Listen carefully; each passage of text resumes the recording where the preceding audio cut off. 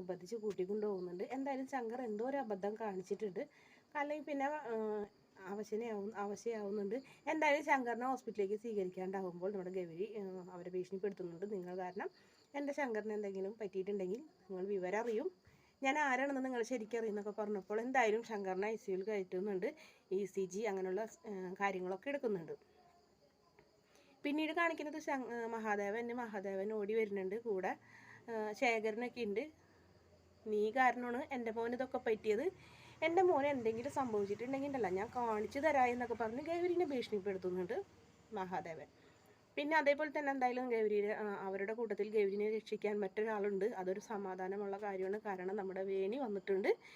വേണിനെ കണ്ടതും ഗൗരി എല്ലാ വിഷമവും കൂടി വേണിയുടെ തോളിൽ ചാഞ്ഞ് പൊട്ടിക്കരയുന്ന ഗൗരി. അത് കാണുമ്പോൾ ഗൗരി ശരിക്കും നമ്മുടെ വേണി ഗൗരിനെ സമാധാനിപ്പിക്കുന്നൊക്കെ ഉണ്ട്. ഏട്ടനൊന്നും സംഭവിക്കില്ല, പേടിക്കണ്ട എന്ന് പറഞ്ഞിട്ട് അങ്ങനെ ICUവിൻ്റെ ഉള്ളിലൂടെ നമ്മുടെ ശങ്കറിനെ നോക്കുമ്പോൾ ശങ്കർ ഇങ്ങനെ ബോധമില്ലാതെ കിടക്കുന്ന ഒരു ഭാഗമാണ് പ്രൊമോയിൽ കാണിച്ചിട്ടുള്ളത്.